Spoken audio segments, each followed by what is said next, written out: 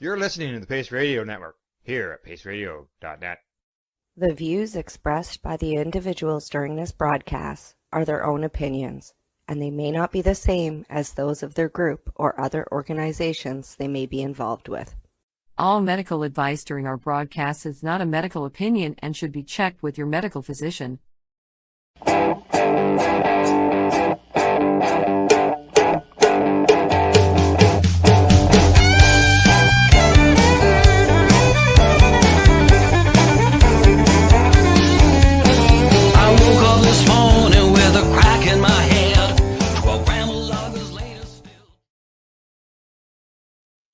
Good evening, everyone, and welcome to the Pace Radio Show. We're live here at paceradio.net.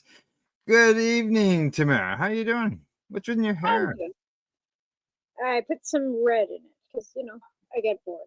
And it's just semi-permanent, so it washes out.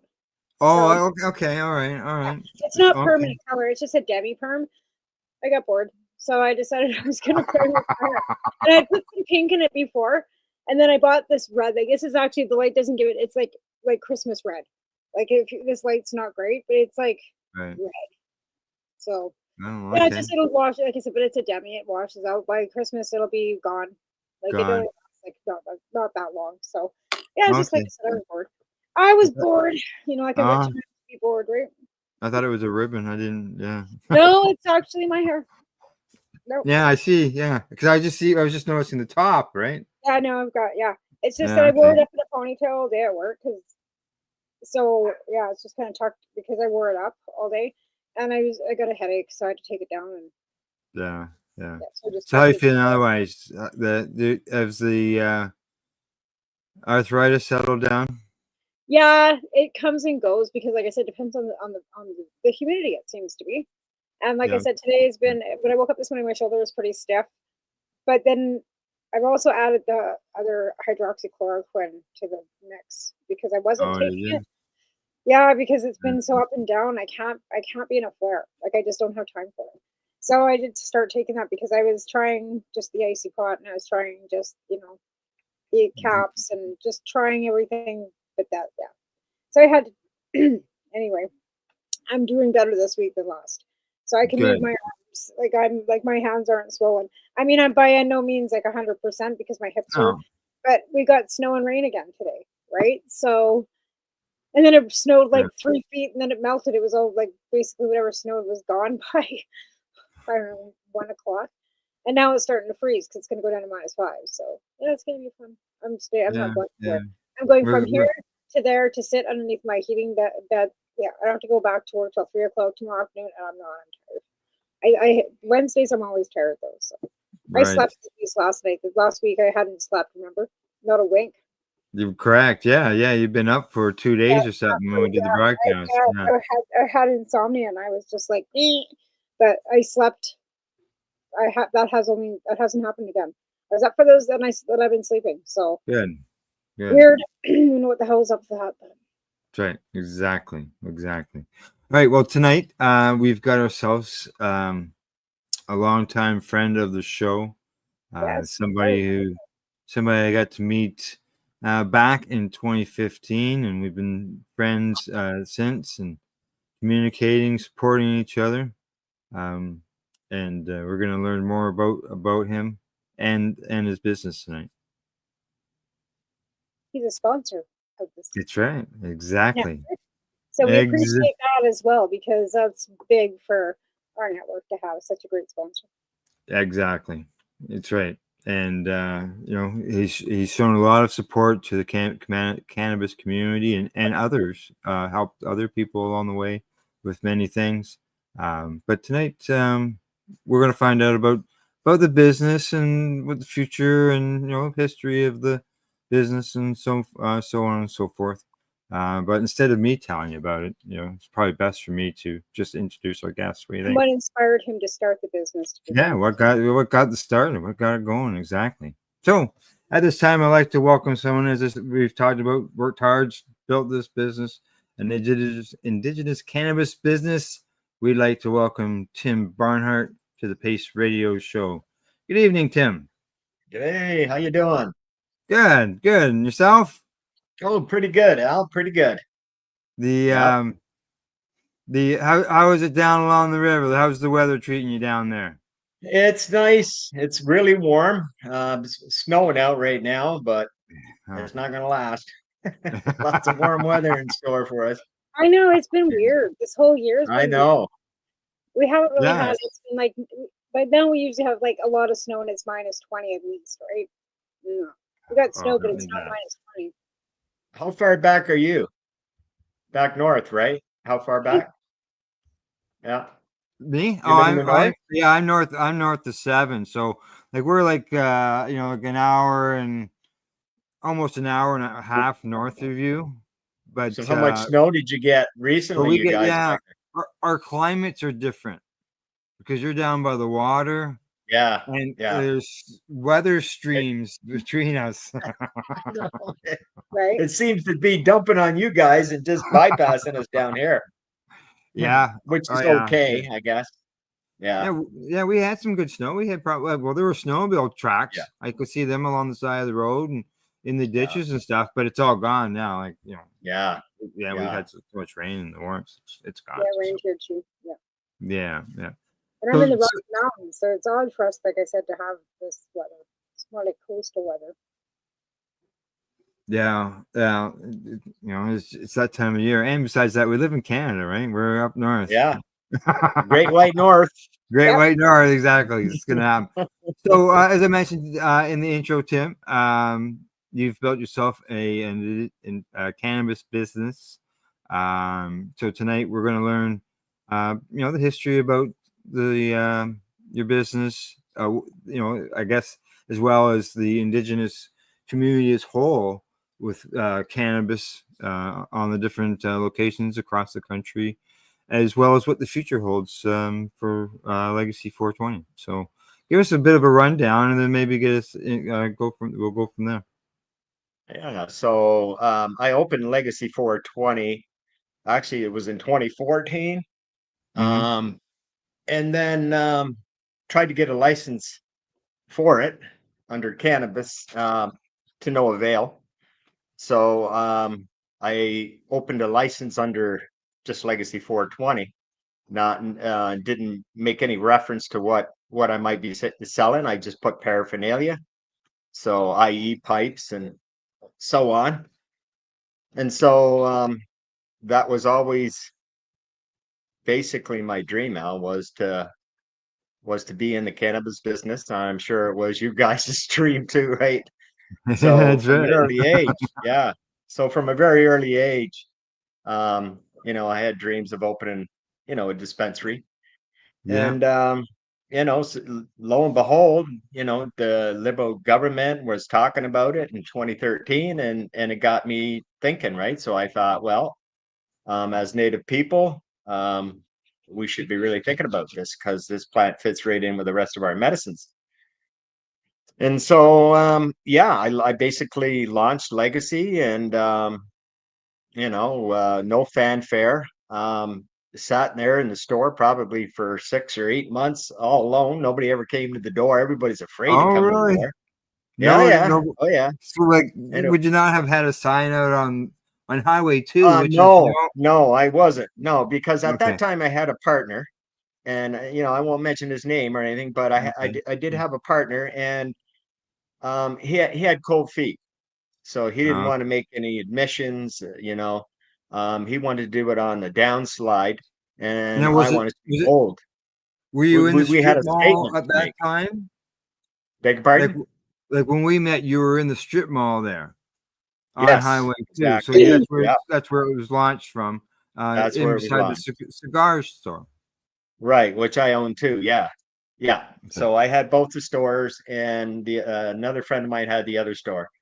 Mm-hmm. So basically, we opened the store with the premise that there'd be no consultation, and sure enough, we were right.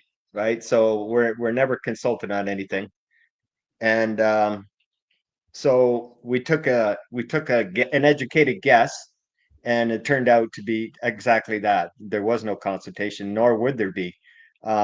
So in 2016 or 2015, yeah, 2016, um, the police came to my shop, and Project Long Arm. yeah, basically I had been in operation for probably almost a year before they came along, and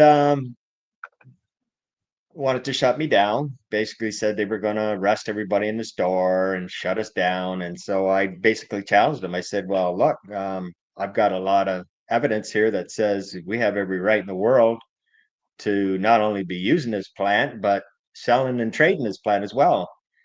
And I said, why don't you do yourself a favor and me a favor, and instead of raiding this store, give us a couple of weeks or a couple of months, take that pile of paperwork that I just gave you and take it to Ottawa and see what Ottawa has to say about it, right? So he did. He took it to the public prosecution, Judy Raybow's office, and we got a positive assessment. They ended up calling me, yeah. So they called me 3 months later and basically said, leave your reporter and your lawyers behind, come down and see us. And so I did.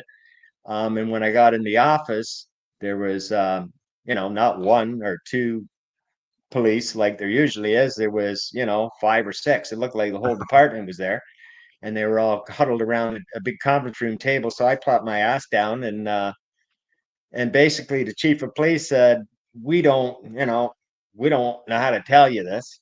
So we're not. We're just going to read it to you. And so they read me the statement from the Crown Prosecution's Office. And basically, it's rubber stamped my position that constitutional right to this plant. So basically, they were told basically to stay away, right, until this was sorted out through Ottawa or the courts. And because Justin Trudeau was, about to legalize the plant, and really they didn't want to rock the boat so early in the game, and the constitutionality about it all. So Yeah. Wow. so under those two, So, they like, basically left me alone. yeah, and basically, I look at that as you're the first cannabis, I was the first, indigenous cannabis store, yeah, legal store that was selling, yeah. and because of your actions, is what we see. Like, I'm in the middle. I live There's in a a, spot where I got access to 100 yeah, stores. yeah. You're absolutely right, Al. So what I did there is was huge, right? Yeah, For the wealth major, of Indigenous people across the country. correct. So today, I think there's something like 1,200 um, dispensaries on First Nations across reserves. Now, overwhelmingly, a lot of those nations have improved their lifestyles, right? Yes. So they're able to go and buy a nicer car, or maybe rent a better apartment, or possibly buy a home, right? And literally that's why I started this, because I knew, because I come from tobacco, I knew that we literally turned tobacco upside down in a matter of a decade. And Yeah. we stole position, we stole revenue, and we rained down hell on the big players. And so we basically took market position. And so I coming from that industry, I knew we could do this. I knew we could affect change, lower the prices, right? And Yeah. and Yeah. and move this forward for all of us. And sure enough, that's where we are today.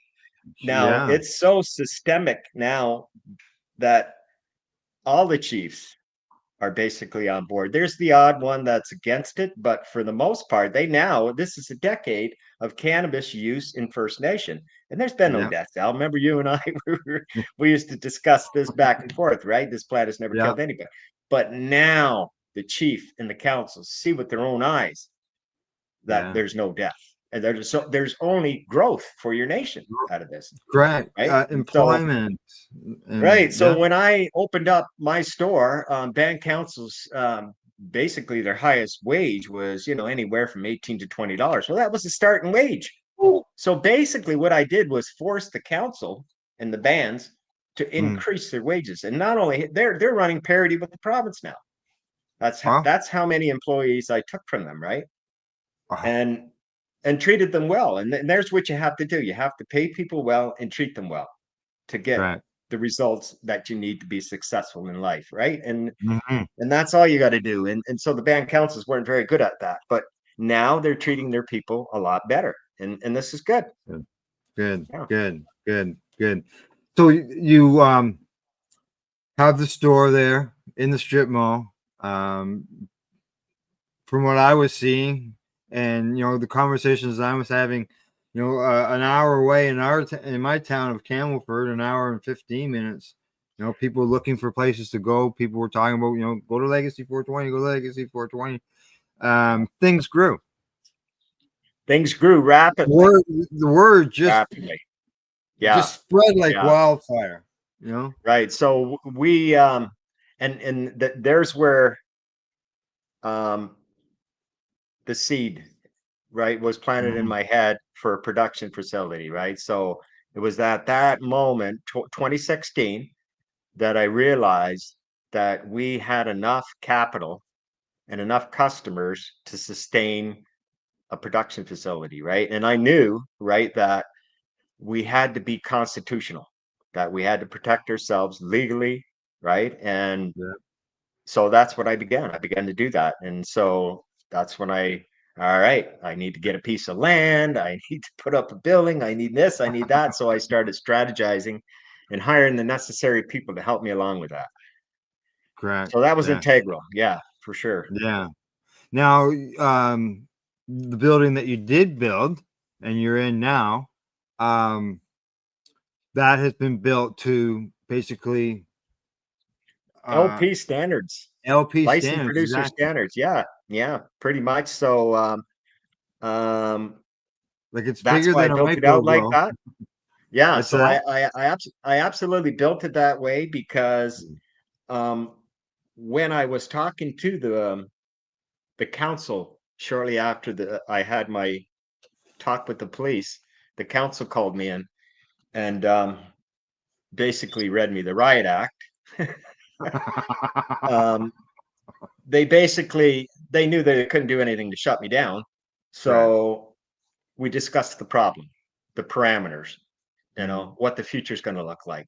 They had no idea, and so I laid out what I saw coming, and the chief at the time and the council were of the position that no, we're going to control this. And I go, okay, and I told him, I said, there's going to be 50 to 60 stores all through this community if we don't start talking right now. Yeah. Right. Like, Yeah. you know, um, Yeah. so they chose not to. They thought they had the upper hand, and yeah, and so here we are with 60 stores, So, right? so, So so yeah. So they never did they not at some time you guys did meet like as a community to they come up with some type for of standards or well, yeah. So we created all our own standards, right? yeah. And so when the council came to do the tour, they were just blown away. They were just blown away. So even everybody that's been to this store, and like I say, I've had the UK delegation. I think it was 9 members of parliament, 2 knights, and a lord visit from UK, Wow. right? Yeah, right. So no federal MPs from Canada came, but at least the UK delegation came, right? And so Yeah. um yeah, they're You standard, get right? you like So as far as the tour thing there, you're talking about the UK, but you've also got like universities, colleges oh that yeah, so yeah, community yeah. colleges that come Queens. through. Oh yeah, so we're working with 2 different colleges right now. I'm actually talking with a group of people that are very interesting that have a vision for the business. Um, but there's a lot of nuances with it, right? So I'm Mhm. looking to part out fairly quickly. Right. And So you're talking about partying out. You're talking about yeah, selling and so they're Legacy looking 420. for, 5-year type thing before, yeah. But a Yeah. very interesting group, talking about psychedelics. We're talking doctors, nurses, full script, Oh. Oh. the whole thing. But I'm 65, and it's a huge gamble at this juncture in my life, right? So I just Mhm. want to kind of just retire, right, and just Right. let the younger Right. generation grab the reins and yeah, giddy up. Yeah. Oh, well, look what you've accomplished so far. Like all the Yeah, stuff that we discussed, and yeah. and And just you know, imagine what the legacy, next generation. exactly, and the Yeah, psychedelics and going on to the younger generation would be right, that next step for the right, business. right. So all the native groups right now, so your NGOs are basically on board. So the Union of Ontario Indians, Chiefs of Ontario, and Mhm. AIA they're all on board with a holistic approach to cannabis. It, So they'd like to see a health and wellness roll mhm. out with not just cannabis, but with other medicines in there as well.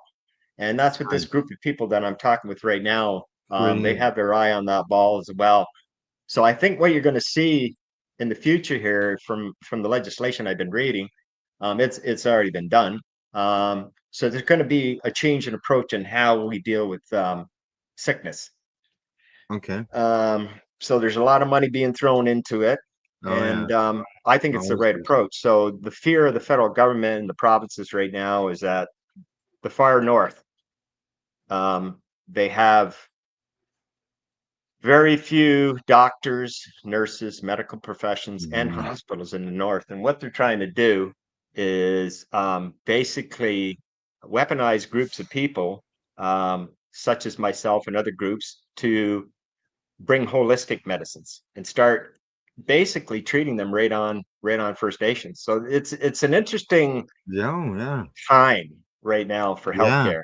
Yeah, interesting. So So like basically traveling or set up some type of treatment centers, yeah, that's exactly what they're talking. Clinics. clinics. Yeah. Yeah, Yeah. series of Yeah. clinics. Yeah, Yeah. yeah, Because you see, like down in the U.S., where some of the states have legalized like the therapeutic use of psychedelics, and there's the clinics where people can go in and get. right, right, right. And it's a successful approach as well. Mhm. Yeah. I just read a study today. It's 86% of youth who take cannabis for seizures had relief. 86% now. Wow. Isn't that huge? That's huge. That is That's Huge. huge. So I Oh shared yeah. that today. Yeah, Excellent. yeah, Excellent. yeah. Now, So no more Dilantin. yeah. Let's hope. Yeah. Let's hope. Oh yeah. I know. Like like just in the news articles when we do the news stories the other day, like I had 3 or 4 studies, you know, from fibro to autism in pediatrics. Yeah. Yeah. You know, it's just Yeah, the they're things that, they're finally getting there, Al, in terms of research. yeah, Yeah, it's you it's know, stuff coming we've out. talked about for years, right? But it's Right. We knew it, right? The one I'd like to see is I'd still love to see this. I'd love to see um a direct injection of an isolate into a cancer cell. oh I would love to see it in vitro. You know what I mean? yeah. I would I love know to see that. there was a video out there of I a checked it out. did it because it showed the little things moving around in the microscopic view, and It did, but it was a false video. was It was it actually sugar. It was actually sugar. ah Yeah. The cancer yeah, because then it reacting to would that. circle Yeah. uh So they reversed the on film. ah Jesus, I showed that to a bunch of people. I did too. I did too. I posted it probably a how'd hundred you find times, out it Al. wasn't real? Yeah. What's Turns that? out it wasn't real. How'd you find out it wasn't real? Well, it's sugar. It's sugar. So I went directly to the guy who did the Ah, video. I Yeah. see. Yeah. Yeah, yeah. Sure. Why would they Yeah. bother doing that? Like the satire. Yeah. The now as far as Legacy 420, we talked, like, you know, you started out with a retail store. And I remember you just had a little wee back room back there in behind, Right. and that was about it. And you've, as we've mentioned, you built the new building. Now it's larger, as we mentioned, than an LP Much, or a much micro grow. larger. So, how big is it, and what all is in it? Like, Okay. what's So we all went in? from What's that? yeah. So we went from 1,000 square feet to over 10,000 square feet, right? So it's a big building with a lot of power in it, right? Like it packs a big punch.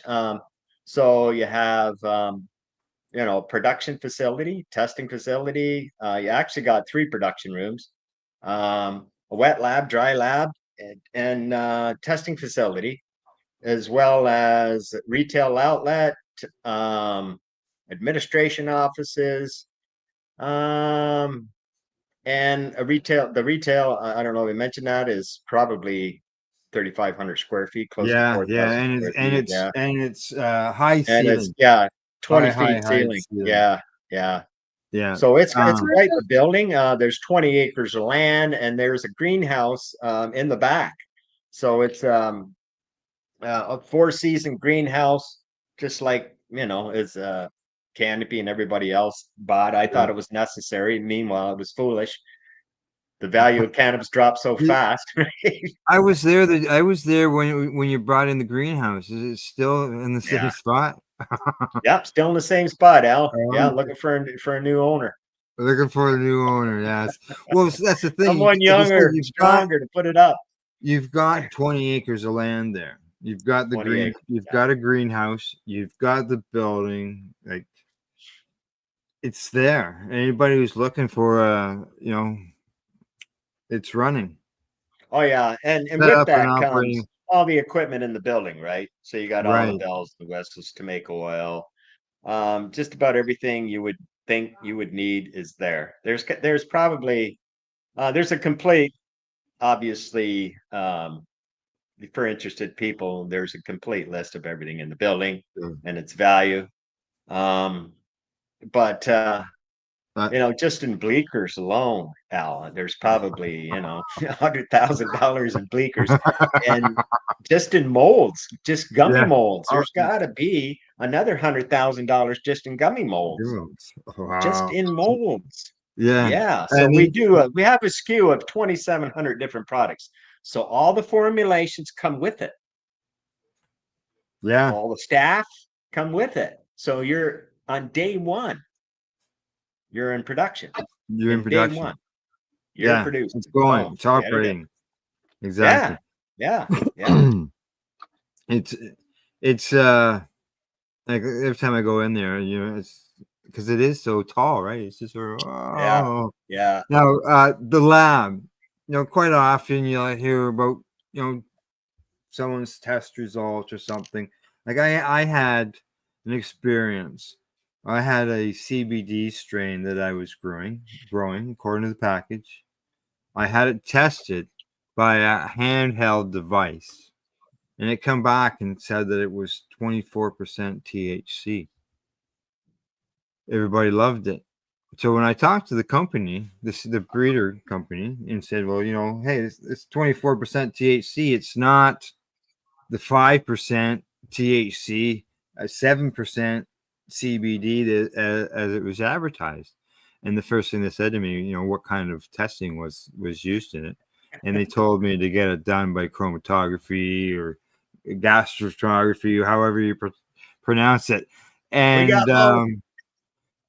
you know, yeah, I heard that you were tested, so yeah, I sent my stuff down to you and verified the information, and it just shows that you get, a real lab tested product, you're going to get real results versus something that's held in a machine. Right. And And and you've I got love all that that stuff there. challenge, Al. I love that challenge.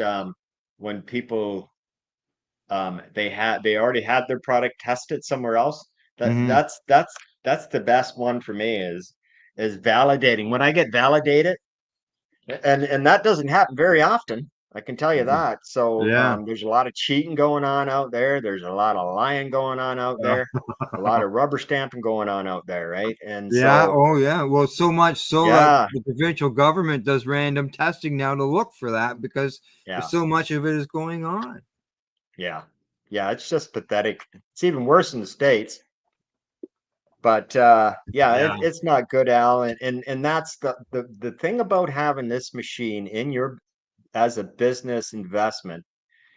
It not only brings you safety and security about what you're selling, but it dials in all your products as well, right? So Yeah. you shouldn't even be in production if you don't have the ability to test it. Like, think Yeah, about that properly. just Yeah. 1 second, right? So your input material comes in, right? Somebody tells you it's 20%. You're putting it in and doing your calculations on 20%. What if it's 10%? Your Oh input yeah, product's 10%, or exactly. even worse, 4%, right? And Yep. so people are doing this is what's going on now in the industry, right? So now they're using that false math of that 20%. They're doing their calculations and then selling those products. And it's just it's I, mind-boggling. And the other thing what it allows businesses to do is that every bit of flour that comes into your store, you're getting nothing but the best.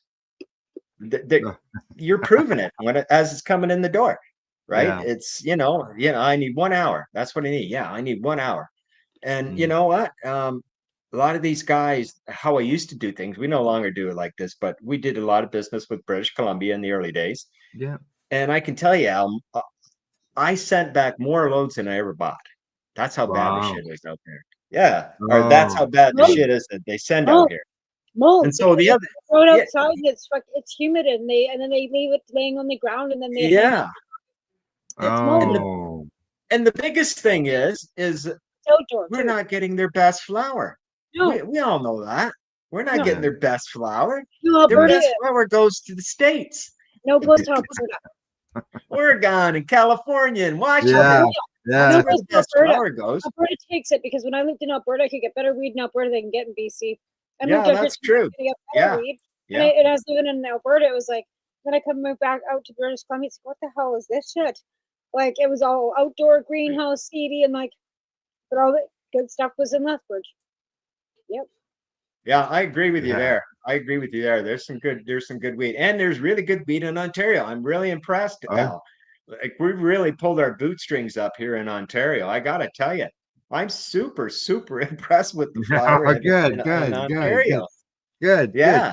Um, why don't we take a break? It's about an hour. We'll take a break. I want to come back to the testing thing Yeah. as well. And the products at Legacy 420. Perfect, Al. When we get Yeah. back from the break. All right. So you're watching the Pace Radio Show. We're live here at paceradio.net. We'll be back in about 3.5 minutes. See you shortly. We are people advocating cannabis education here at paceradio.net. Limestone City Hydroponics is Kingston, Ontario's hydroponics shop. Take your growing to the next level and create the optimal environment with a tent kit or maximize your yield with an ebb and flow flood table kit. Either way, Limestone City Hydroponics has more sizes and options to fit your needs.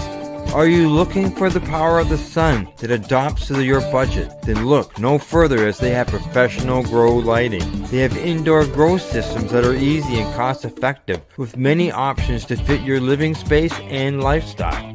Cultivate your growing potential. We have everything you need to succeed. And if you can't make it to the store, they offer local delivery to the greater Kingston area. Remember, when you're looking for experts to help you grow, then look no further than the locally owned Limestone City Hydroponics, 105 Sunderland Drive in Kingston, Ontario. Call them at 613-548-0420. Are you looking for non-stop, continuous cannabis and psychedelic programming? If you are, then turn your browsers to 420radio.ca or paceradio.net, where you will find the 420 Pace re-rolled Saturday. Everything gets started at 8 a.m. Eastern Saturday morning.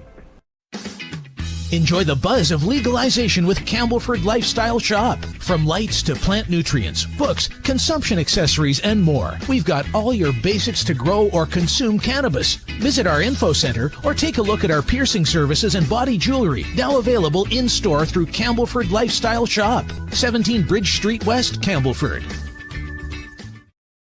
Are you looking to get your medical cannabis grow license? Limestone City Hydroponics can help patients through the process of obtaining their license to grow medical cannabis. What's that? You don't have a doctor. If you meet the medical criteria, Limestone City Hydroponics has a nurse practitioner who can assess and provide medical cannabis prescriptions. What are you waiting for? Contact Limestone City Hydroponics at limestonecityhydroponics.ca or call them at 613-548-0420. Pace Radio, is the People Advocating Cannabis Education Radio Network. Legacy 420 have an awesome array of cannabis-infused beverages, from pop to Nature's Nectar's teas, all in amazing flavors. What a selection! We even have a delicious mango-infused juice, and let me tell you, it's delicious.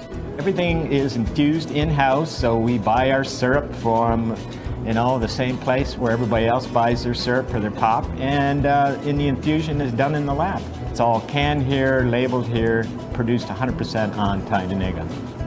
We have 2 lines of drinks. One's called our Nature's Nectar. That was our original line that we came out with. And then we also have a line under the Red E brand. We have them in 10 milligrams, 30 milligram, and 60 milligram cans. What a great selection for a get-together with friends or after a long day. Remember, if you want to wet your whistle with on-site lab-tested products, come see your trusted partner. Legacy 420 out on your road.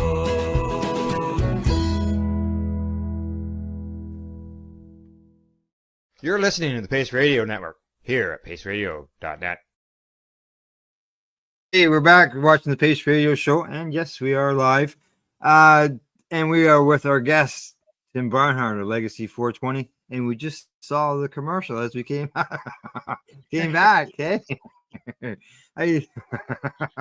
Now, and at the end of the commercial, it talks about lab tested products. Before the break, we were talking about the lab and the fact that, you're not just some handheld machine. You've actually got actual lab equipment, and tell us a little bit about it. Like, is it chromatography, or however you say that word? Yeah. Yes, chromatography. Yes. Okay. So there's 2 machines in there, and I'm not quite sure the name of the other machine now. I hire very smart people to work those machines. I don't work them myself.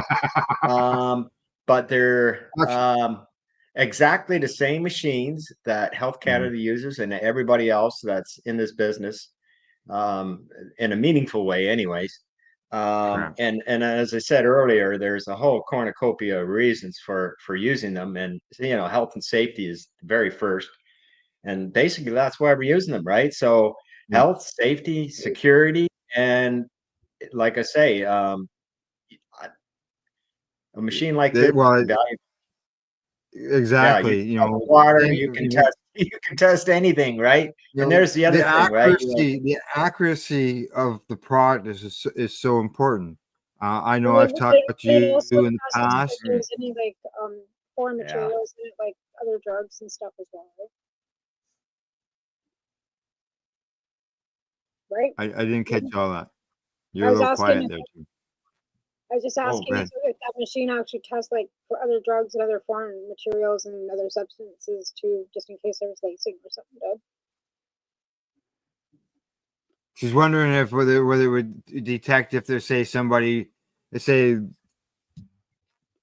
some cannabis that came in, cocaine or any other would they be able to test if it had something else in it, right? Is that what you know what? That's a great question. And the answer is yes and no, right? So our machines are calibrated to a specific cause.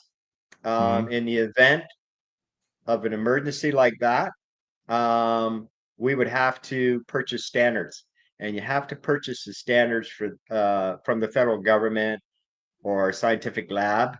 They are very hard to get. For instance, if your flower was contaminated with fentanyl, it would be hard to get. Now, that's not to say you can't devise your own. We got some pretty smart people working for us. And so basically what you need is, a similar like substance. And they're looking for spikes, basically is all they're looking for, to see if it's contaminated. Would they be able to tell if it was fentanyl? Probably not, right? Probably not. If we don't have the standard, we can't test for it. And there's the problem, Al, right. But you said there would be a spike that you can tell if it's contaminated. It'll spike. Like any flower, anything that goes through that machine will spike if there's something in there that shouldn't be in there, right? That's why the standards are in there. That's good. And And the question is what is that spike? And we've sat many a times, and turned product away in the old days because of those. But you go, oh, what is that? And even in isolates, I've seen them, right? Yeah. So, if your plant is grown with pesticides, herbicides, and fungicides, and you concentrate that plant, you have a concentration also of the pesticides, right? And you'll have a spike Mhm. in your data, right? So That is true, eh? it's buyer beware really out there, and Yeah. really the way the natives grow, the way we grow is so much different, right? So we basically have standards that mandates no herbicides, you know what I mean? No fungicides, and no pesticides. So basically, Mm. um, you're left to Organic. you, and what they're doing is basically fish, right? So we have lots of fish, and so a lot of people are putting that fish in barrels, letting it rot, right, and using it for fertilizer, and it's perfect because that's what I Oh, yeah, used yes. 25 years ago, and Yeah, yeah, I so remember those stories. yeah. Yeah, right. So, The fi Put we a used to fish in the bury our bottom of guts the hole. and then go dig the guts up 5 years later, right? And so it's beautiful stuff. And the glory Yeah. here about this program is that there's very little testing for us.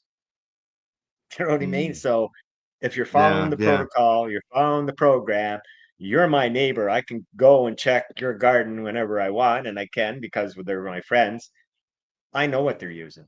You know what I Yeah. mean? I know what they're using, Yeah, yeah, right? And yeah. so if we're all on the same boat or canoe in this instance, that um we're going to win this race, right? We got a true Yeah. medicine down here, right? So there is none Yeah. of that byproduct in there. It's straight up medicinal. Well, I know at one time, basically, you were purchasing your product from people right on the reserve. Like, I don't know whether they were Yeah. companies or whatever the setup Well, was, there are but companies they was now. Yeah, they're absolutely. all locally Yeah. grown within the community.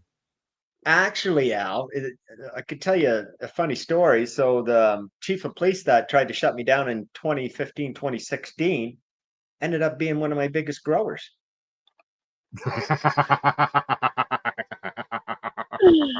A That's great guy. Him and I hilarious. have been friends, our whole lives. But, and that's why he took the paperwork to Ottawa and, instead of arresting me Good. there on the spot. Right. And so, Yeah. great guy. Just, we both chose different Mhm. careers, and that's how I look at it. And Right. so he basically helped a lot to get cannabis Mhm. moving on this nation. Good. Like he basically repelled the band councils because the band councils were adamant. If you don't do it, we're calling in the OPP type thing. So Oh, wow. yeah, yeah, yeah, yeah, Yeah. yeah, Oh, wow. Wow.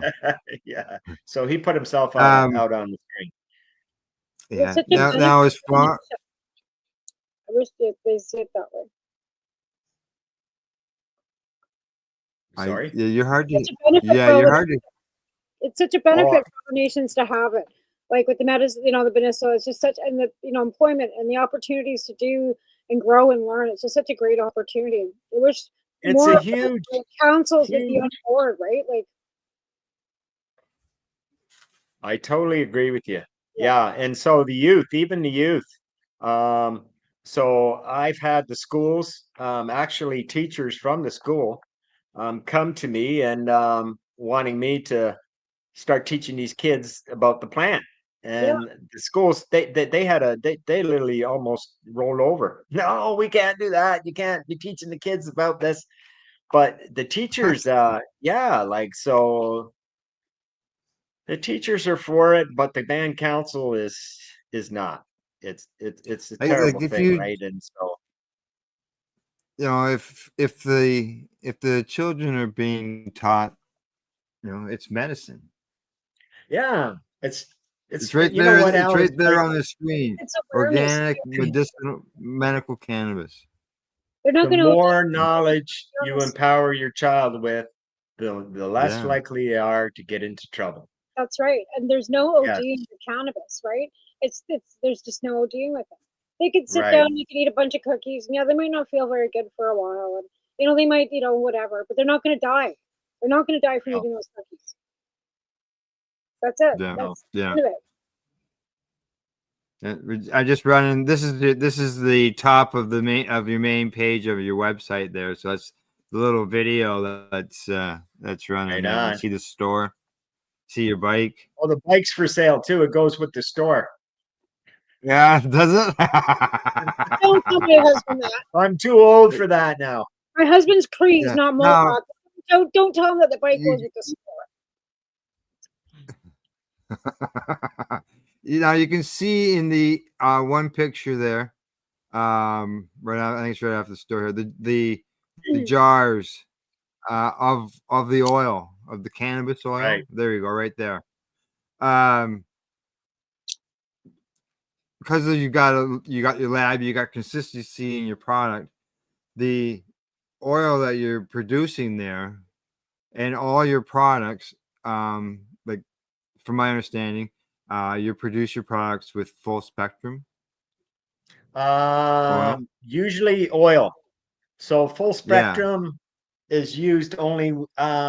We do have full spectrum, or not full spectrum.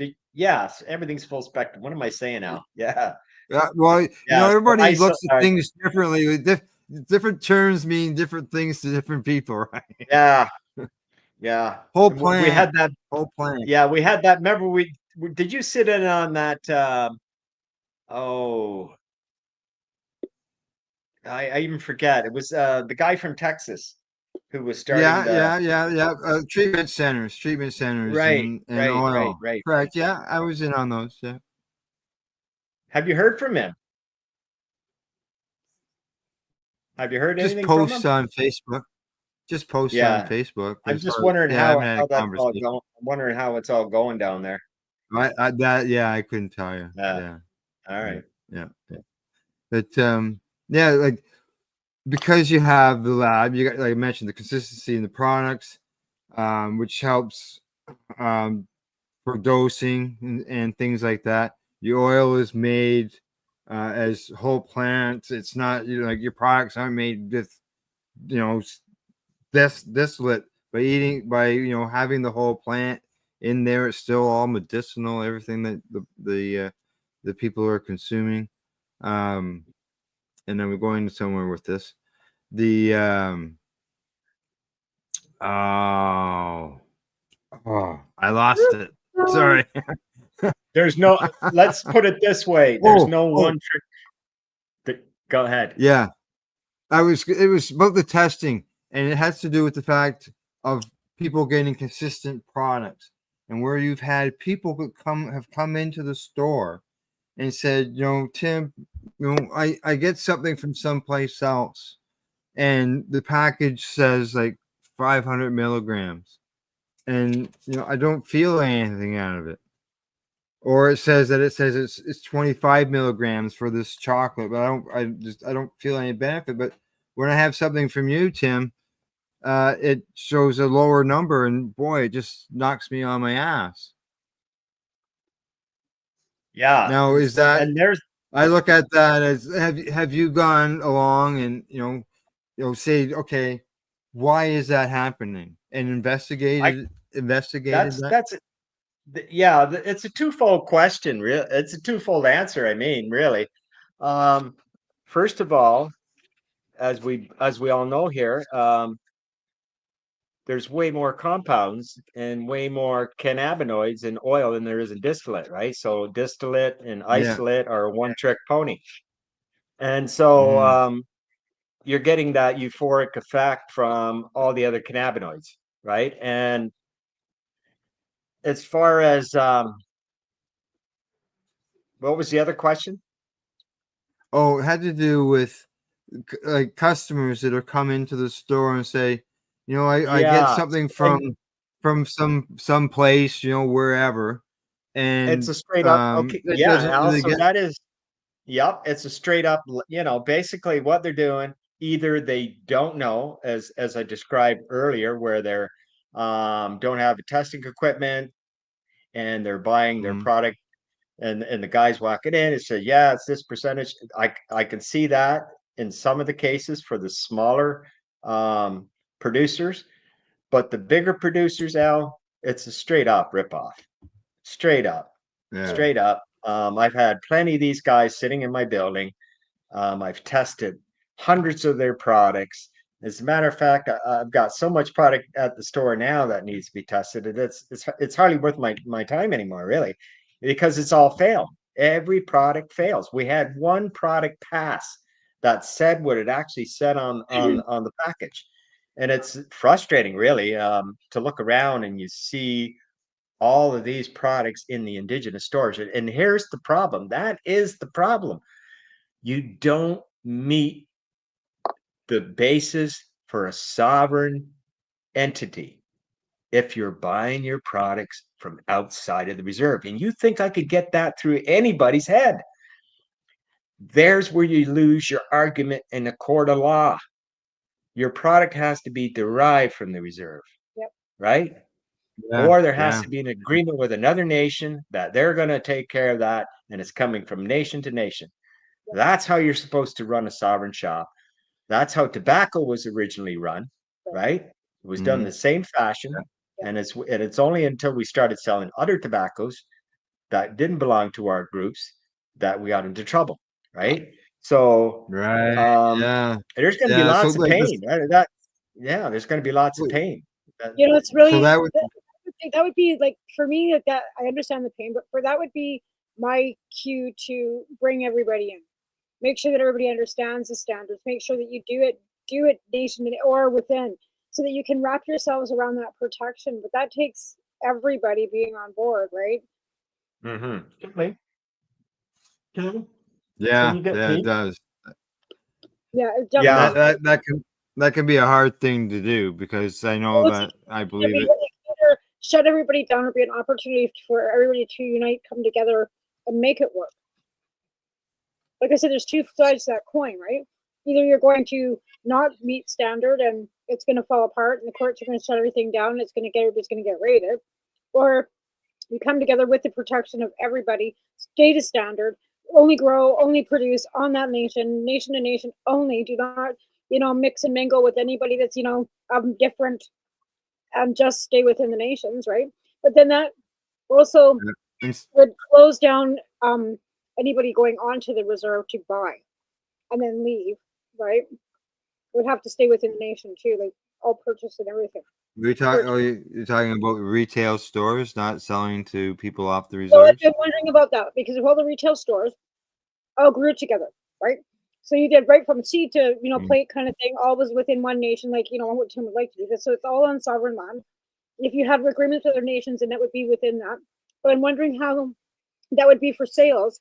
If you'd have to only sell to within the sovereign, or would you be able to have somebody like outside the nation come in to buy, and then how would that outside, right? Like, it's complicated. I can see within the laws and the sovereignty with the way with the treaties working, how this can be very complicated.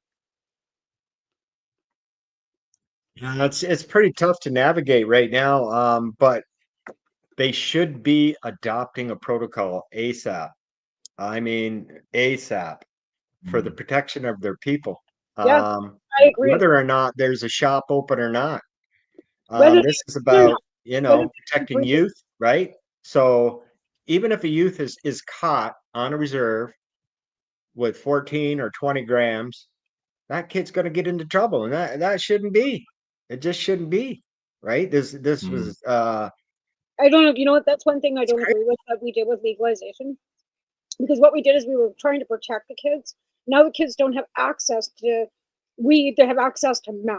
You know what I mean? Yeah. So how are we protecting the kids when they don't have Yeah. access to cannabis because it's behind that 19 plus, right? So we're really doing anybody any favors? Like when you think about the big picture of it, because I sit down a lot of times and just, are we protecting them, or did we push them into something worse? right. I agree. I totally agree. Yeah. Yeah. Yeah. Yeah. Well, that's the thing. Others- They look at Cannabis has been stigmatized. Hey, look at that.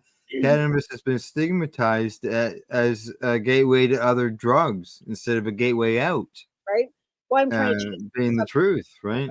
And Yeah, so, as so we they look know. at if the kids are getting into cannabis when they're 15 years old, And oh, if they're they going to get into harder drugs. But that's not. have That's no access. Those 15-year-olds don't have access to cannabis because it's 19 and plus. So those kids have access to meth and fentanyl. Like it's every fucking. I guess I'm It thinking is. back to my time. I had access to 14-year-olds ODing last night. Like seriously. cannabis. Sure Yeah. Yeah. I stopped here at this picture here. The fuzzy fruit chews. Oh, hey, wow. Hey.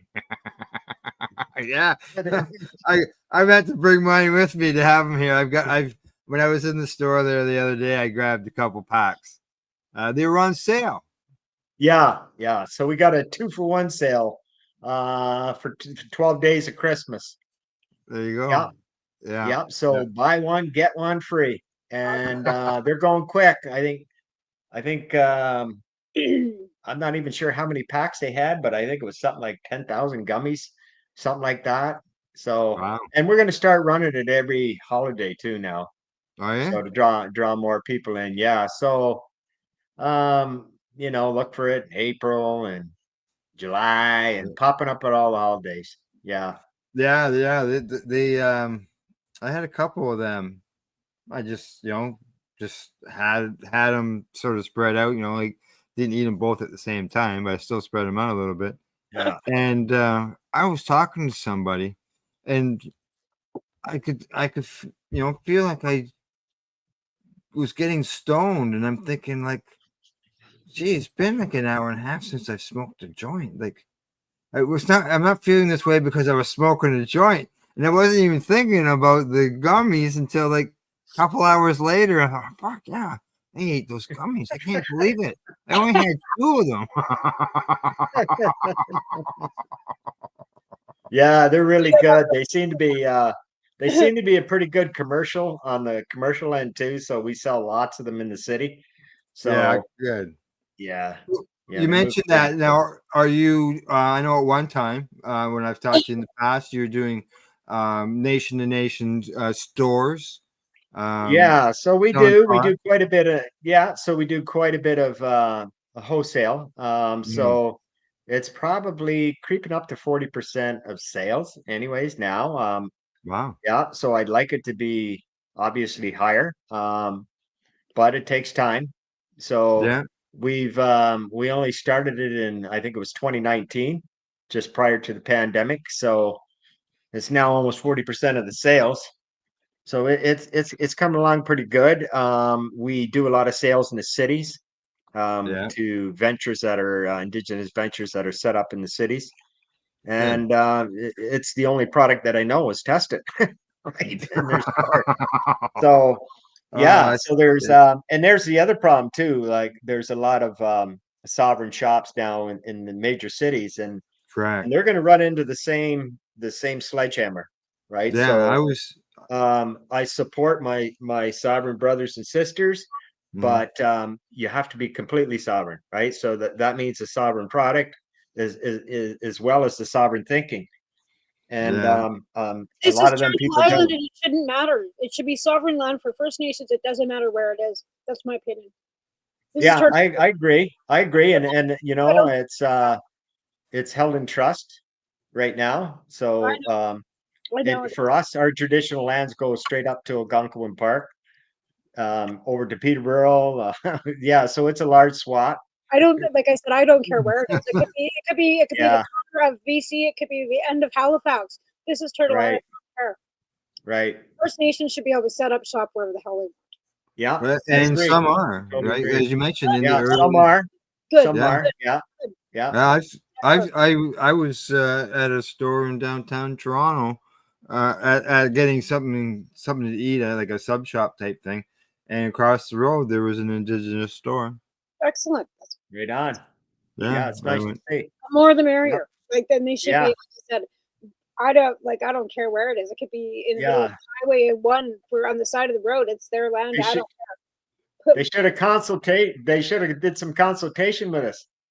Well, when I was we might not have been so aggressive.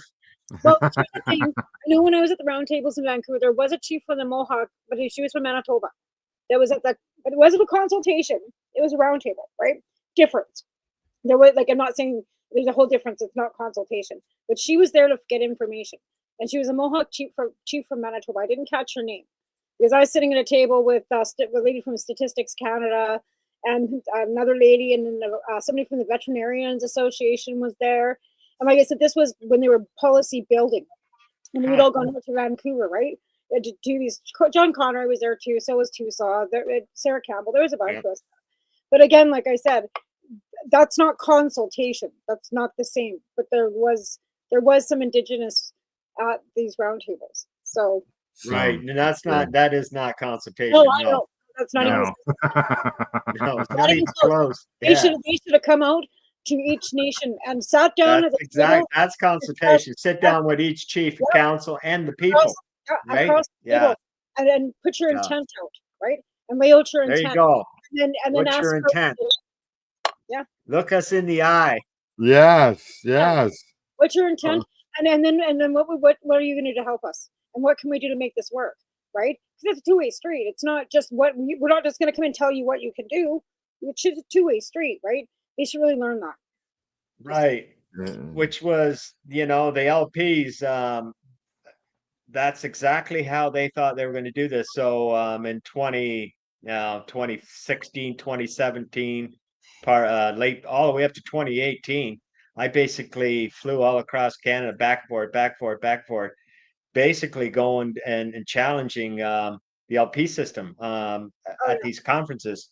So they were basically telling the chiefs at these conferences, and there'd be 200 or 300 chiefs showing up, basically lying to them, saying, "Oh yeah, man, we can come right in, set right up, and blah blah blah, and do this, we can do that." And you know what? I get up, speak right after that, and just shoot holes all through their theories. It wasn't pretty, Al. I sat right on the table. Are these guys with canopy? Oh, really? Yeah. Uneducated fools. Were they American too? Totally, completely uneducated fools. You don't walk into Canada and expect to be walking on treaty and then telling them to do whatever you're going to do. Sit the fuck down. They did though. They did. Right? That's exactly what they expected. Yeah. That's what I would say. I remember one of their AGs was in Vancouver, and he came in and said something about cannabis, and the whole crowd of people got up and told them what they really thought. I would turn my back and walk. Yeah. Well, I did. I told them not to when I was there. I told them that's exactly how it ends. I've said this 1,000 times, but I told them right at those consultations, until you recognize cannabis as medicine, this is going to continue going round and round and round in a big fucking circle.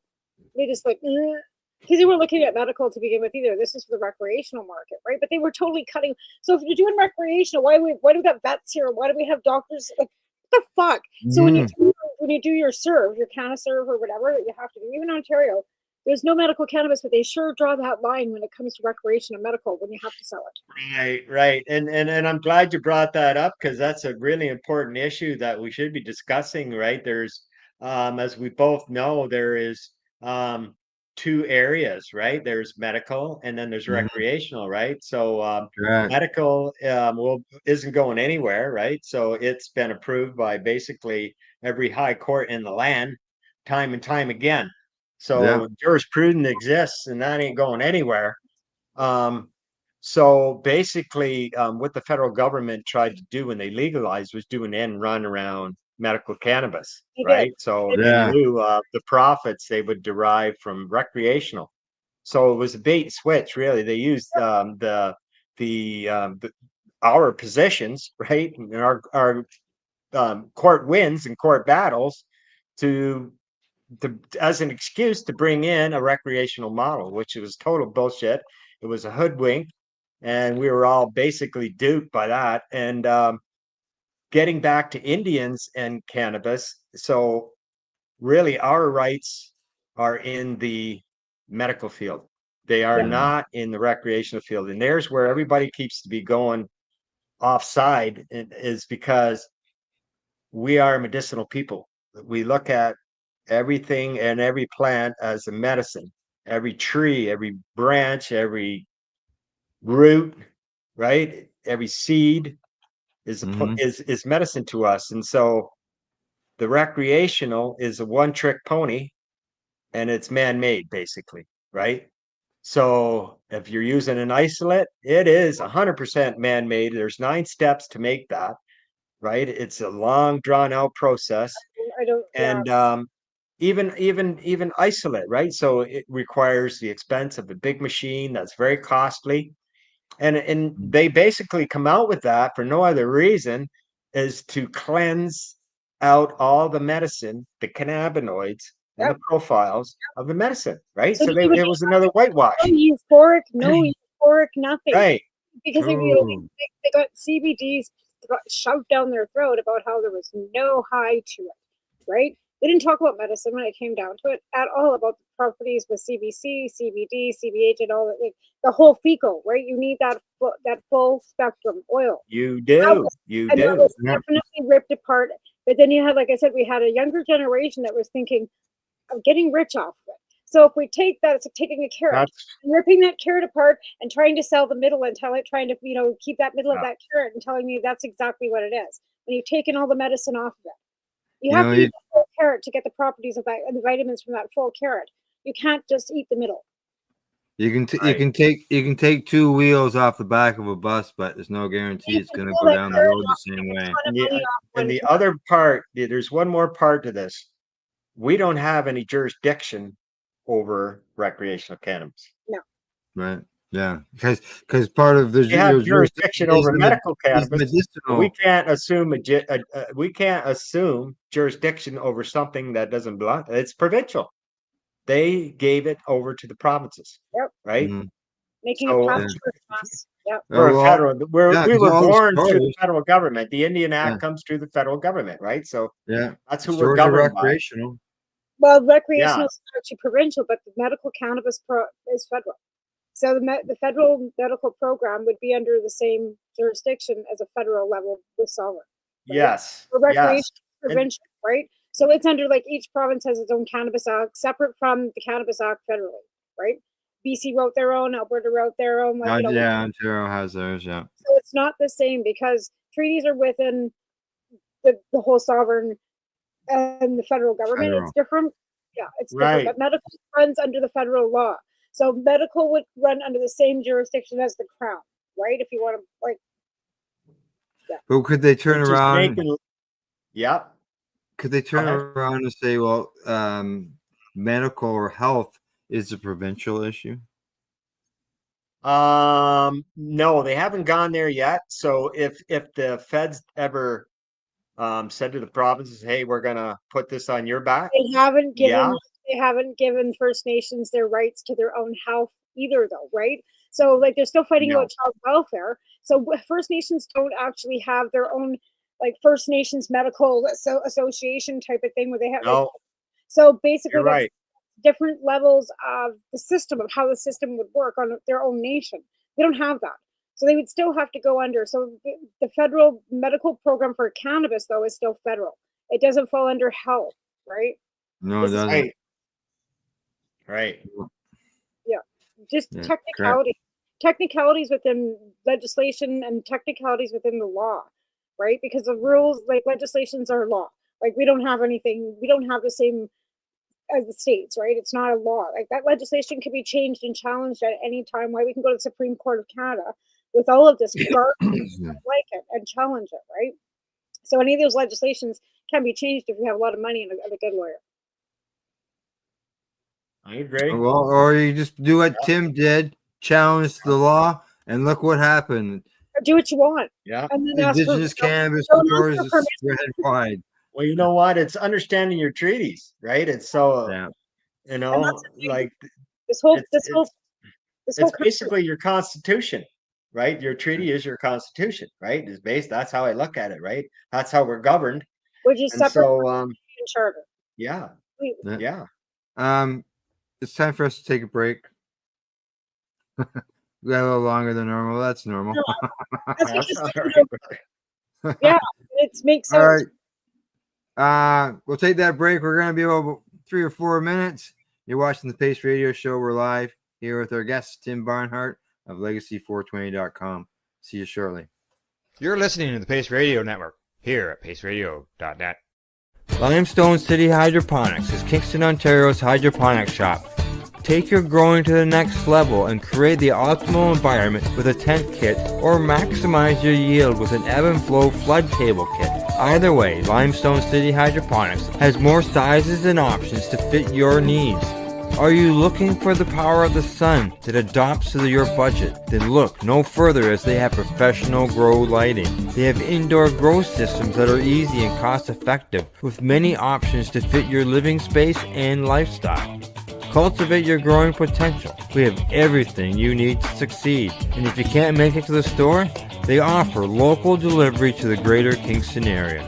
Remember, when you're looking for experts to help you grow, then look no further than the locally owned Limestone City Hydroponics, 105 Sunderland Drive in Kingston, Ontario. Call them at 613-548-0420. Are you looking to get your medical cannabis grow license? Limestone City Hydroponics can help patients through the process of obtaining their license to grow medical cannabis. What's that? You don't have a doctor. If you meet the medical criteria, Limestone City Hydroponics has a nurse practitioner who can assess and provide medical cannabis prescriptions. What are you waiting for? Contact Limestone City Hydroponics at limestonecityhydroponics.ca or call them at 613-548-0420. What do you find at paceradio.net? People advocating cannabis education. Enjoy the buzz of legalization with Campbellford Lifestyle Shop. From lights to plant nutrients, books, consumption accessories, and more, we've got all your basics to grow or consume cannabis. Visit our info center or take a look at our piercing services and body jewelry, now available in-store through Campbellford Lifestyle Shop, 17 Bridge Street West, Campbellford. Are you looking for non-stop, continuous cannabis and psychedelic programming? If you are, then turn your browsers to 420radio.ca or paceradio.net, where you will find the 420 Pace re-rolled Saturday. Everything gets started at 8 a.m. Eastern Saturday morning.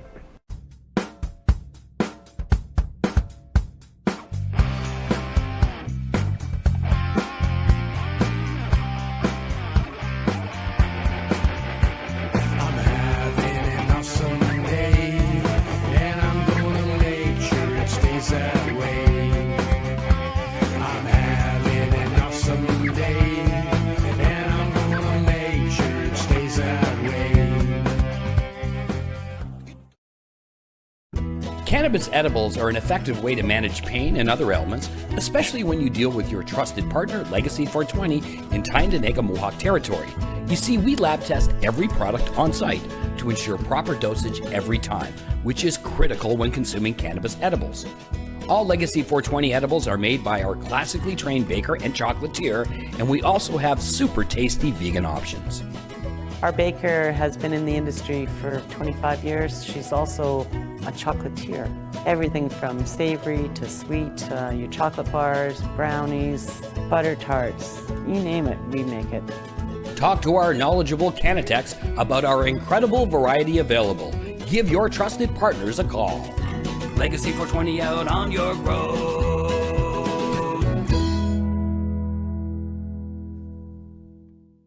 You're listening to the Pace Radio Network here at paceradio.net. And you're watching the Pace Radio Show. We're live here, paceradio.net, and we'll have our guest, Tim Barnhart of Legacy420.com for the website. And Tim, there you go. I got my fuzzy peaches, man. Look, we got twins. Yeah. Hey. I got none. I got some, but they're not yours. They're from the coast, and I must say, they're okay. Right on. I would like them to be better because they're from my substitution program, right?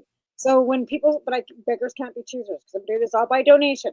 So I'm not bitching, but they just need to have a little more kick because when you're trying to divert people from using fentanyl or using meth. Yeah, I hear you. You know what? That the substitution section you just mentioned. So the group of people that I'm negotiating with right now, um, that's all part and parcel to the whole program. Yeah, excellent. Yeah, I do it excellent. every Saturday.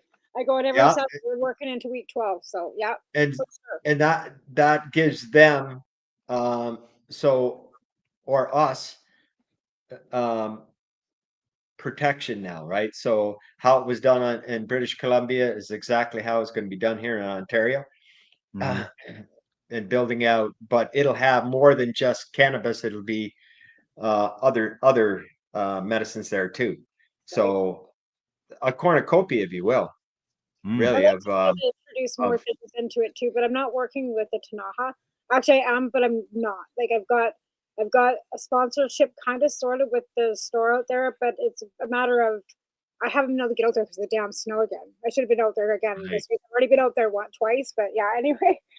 But it's good because they want to be involved, and I want them to be involved because there are some First Nations people out in the encampment, right?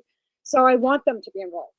But I'm like, there's lots of good resources here for our unhoused people and for our First Nations people because we've got the Tanaha'akam and it's like 4 bands. We've got the resort out here, which is a huge money maker generator for the band, right? Because they've got the casino, they've got the resort, they've got St. Eugene's. right, So, right, which is great, but again, the store's not. It's the band is okay with it being there, but they're not paying. They're not making money, back and forth kind of thing. But they're helping me because they believe in the project too. So what they do is they've been giving me oil so I can make candy, and then I take it out to the substitution program to people so I can make it to the level that it needs to be, and then I take some out to them, and they're it's on the counter by donation, and then all that money, if there's any money I've been out there, will go back into the program so I can keep sustainable. So I don't have to always be right, with my hands out begging people right. for money. So that's kind of the way it's working or going to work. And then trade too. Like I don't need money. I'll take flour. I'll take whatever. It doesn't have to. It can be barter. It doesn't have to be money. I don't care. Gotcha. Yeah, we're the same way, right? So basically, like we try to set up a program in 2019. We wanted to start flying, basically everything around Canada, right? So we were going to move flour from British Columbia to all parts, fly seafood from the East Coast to all parts, and everything in between, blueberries, strawberries, you name it. We had three, yeah, as well as cannabis. So we had three, we were in negotiations for a year. And we had three airlines involved, commercial airlines that didn't have any problem with it at all. And where we ran into the guardrail was with the federal government, and they put a kibosh right on that. But Wow. that's still a dream of mine. I'd love to see our products moving from coast to coast to coast. It doesn't have to be an aircraft. It can be in transports, but the sooner the better that we begin to bring our goods all around the country. Also, And I thought by now we'd see some oh, transportation companies with all the so money that's coming to the reses. so the nation to nation on your wholesale end, you can only do it in Ontario. You can't send it Oh across the no, we country. go straight across Canada. Oh, okay, So all we right. have clients in Saskatchewan and Manitoba as well. Yeah, None in and British Columbia yet. There you go, Tamara. we have, but there's like I said, I'm not sure that they're not working within because we've got Indigenous bloom out here within British Columbia, so I'm not sure who they're sourcing their product from. Like I said, I was there briefly the one night. We made an arrangement. The candies went out. I haven't been back out because it's been snowing and the road out there honestly is gross. So, but I don't ask those questions because it's really none of my business who they're getting their product from, right? I want to offer them some of my help, and when I looked around, I didn't see much baking, so I said, well, I'm a patient. I know what I'm doing. Do you want me to bake for you? And then that's kind of how the whole candy thing got going. So I've got Rice Krispie squares and stuff to get out there right now too, but the stupid snow. Right. So I remember Al having a few discussions way back about the LP and them not really helping out the situation for the substitution programs. Yeah. At all. So I'd love to see that. Right now, Al, I can get anything I want at just about any licensed producer. Yeah. Right. Wow. And I'm being real here, right? Yeah. Yeah. So I can get whatever I want, right? So much Pick up the phone right now and get what I want.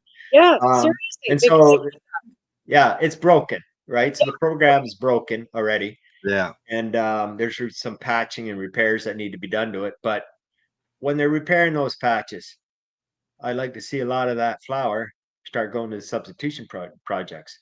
Yeah. Right? Like, And start going to first. I'd like to see all these clinics. I like to see this become a regular thing as a situation, right? Yeah, where you get, and right straight across Canada, put them on First Nations, put them in cities, put them everywhere, and have a cornucopia of There's no natural money. medicine Like I said, we don't. for addictions. We don't. Yeah, Start, there's no money. Like these houseless people don't have money. I give it away. It's like that's why I'm begging for money from everybody else because they don't pay me anything. well, I give it all away. I give them two grams a week in flour. They get gummies. They get candy. They get usually an infused hot chocolate. Last week, the Canadian Lumber is sponsoring me, so they get papers. And then I take out toiletries and mitts and whatever I can scavenge through the week before every week, and I take that all out every Saturday. And we go right into the encampment, and we like dog food, everything because they need it. They need help. And it's like I said, some of these people are First Nations people too. I don't care. I don't care what you are, who you are, what your problems are. If you need help, I help people offsite too. That's what it's all about, right? Yeah, that's what it's all about. Nobody pays anything. Nothing. At my shop alone, I don't know how many people we've gotten off of drugs. I can't even. It helped me. So yeah, thousands, right? So I think we've had something like 2 million or 3 million people go through that business. Really? Wow. Oh yeah. Oh yeah. Wow. Oh yeah. I think at the old store. Well, I remember in the early days the lineup was out the door. People were crazy back then. It was, and even right straight up to 2019, right prior to the pandemic, right? We were still packing them in, right? Like, just like the economy, Al, like it's just it's dead now. Yeah, changed. Unfortunately, right? So there's a lot of young people around here that are highly invested, and what a lot of people did here, Al, was diversify. Right? So they put up a cannabis shop, but they also put a gas station, a convenience store, laundromat. So really that's there's where you got to be. I usually when I head down to Tayaganaga, I just I beeline to you. Yeah, and I appreciate that. And the last couple of times I've gone, maybe to the west, to the west, and seen, like you say, the cannabis stores and the gas station, all combined, nice big stores, and there's a lot of people in the community, like a lot of people in there. Well, your gas is so cheap. I've seen people still lining up 5 cars deep to get into to get a pump. I go, holy fuck. Yeah, that's crazy. I got to tell you, it's crazy. But the amount of people that have come to the community, whether it's the gas or whether it's the cannabis, because as you said, there's like 40 stores in the area or 60 stores down there. It's all people that come in, spend money, and help the community grow. I know, and that's nice to see that. It's nice to see that some of the First Nations are actually starting to flourish. Like I said, even ours here. Like I said, it's 4 bands, but it's Akum, and it's like lower band, Tanaha, anyways. But they've got that they turned that residential school before into something that's positive, if you want to look at it that way. But it's a beautiful building, absolutely beautiful, right? They really did a great job. But it was all First Nations that worked on it. There was And like I said, and the casino and stuff. I mean, they hire everybody. They're not specific to only having First Nations work there because there's not enough population. You know what I mean? So they have other or the skill, or maybe the job, some of the jobs depending on the skills too. But again, like, you know, it's a transition. There's still a lot of reconciliation, and there's still a lot of hurt, and there's still a lot of people with trauma. Nobody's pushing anybody to do anything they don't want to, and nor should they. Right? Like, you know, they have to do it on their own time. But this is prosperous. But there's also a gas station and a store that opened up down there too. And again, with it, this is a new, you know, the other place burnt to the ground because there's a wildfire out there too. So there's huge fires, like that we had a few years ago, which took the other one out, the other store, right? Wow. Trademark. Yes. I forgot all about that, and I'm just looking at the website. Holy shit! Yeah, I remember that. Yeah, that long time. Yeah, you were a long time getting that. 7 years and $50,000 later. Yeah, it's just ridiculous. That's ridiculous. Yeah. The hoops regulations, like that's what I mean. Like we need government for certain things, but some of it's just over the fucking top. Yeah, you should be able to just file this on your own, right? Yeah. It's basically a computer search is all it is. Yeah. But you gotta, you know, hire a broker, right? It's just ridiculous, right? I know it is. No, me and I too was funny because back me and Amy Brown were looking at this because she wanted to trademark Amy Anonymous. So I figured that I would trademark Tamara too. Well, I'm paying that. I ain't paying none of it, like application fees and this and that. And then you got to go through. No, it's too much hassle and money for that shit. It's you know what it's you know what the cost is for me? It's about $2,000 a month. That's ridiculous. What I pay them. Why? Well, trademarks. So there's probably 5 or 6 trademarks that we got in. But the most important one, obviously, is the one for the business. Well, yeah, so that's just like nuts. Yeah, it's just an exercise of business, right? And then and it's an expensive one, and it's ridiculous. It is because it's yours. You have to rent it's basically something AI can do in 5 minutes. That's how easy it is. Like basically, all you're doing is a broad search and see if that name's even available, right? And that's all it is. Yeah, that's what I understood. If it's not, then they give you that name. Hello. And mine got stopped because it had the word 420 in it. Oh yeah, they don't like that. Right? Oh, they don't like that, right? Well, because even though you spell things, you have to spell it differently and you have to put code in it. Okay. So that's my recreational. That one there, Al. Yeah. That's the recreation. Yep. Yeah. So we play in the recreational field, right? Only because I don't want to see native dispensaries get shut down because they're selling, you know, some other buddies that's not from the reserve. There's where you get into trouble, right? So the problem here is you don't know who you're buying from. Right. A guy shows up to your store, he's got a certain amount of goods, right? And he's giving it to basically a young person who works for the owner of that store who doesn't got a lot of experience, right? And then they take that box and then they put it on the shelf and they don't know anything about it, Al. They really don't know anything about it, right? They only know what it says on the product and what that gentleman or that lady has told them. That's it. That's it. Right. And it's just a crazy way to do business. It's just, it is. To be honest, like, I mean, unless you grew that cannabis, you had that cannabis tested, then you produce that cannabis into that oil and then tested it. You yourself don't know what your product has. Yeah, exactly. Exactly. I can sit here all day and tell you I grew that plant and I made the oil and I know exactly. I don't have no machine, no testing. I'm making it. So when I get it, you know, and the guy tells me, well, it's 3,000 milligrams. I'm looking at him going, I don't think so. I've never had oil come out at 3,000% milligram. Like, what? That doesn't even make any sense. So I had to, like, you know, go back and like reiterate, like, are you sure what you said? Like, that's not possible. Right? So I have to do a calculation when I'm making candy. So I have to have some accuracy from, you know, and when I'm buying it or when I'm getting it from out as a donation, I'm told it's a certain amount. I'm winging it. Like, well, you know, if you're making the candies, and if you don't know the actual text results, of the product that you're making it with, there's no way to know what. But Right. you know what Exactly. the difference is between what this young You lady's know what doing and I'm doing or is what the that problem is, she's or what saving lives, right? She's saving lives by the substitute program. That's what it's all about, is saving Right. lives. And ours is about saving lives, but it's not the immediate saving of a life, Yeah. right? It's Yeah. over a long term. And so there's going to be a variation in the products because smaller players don't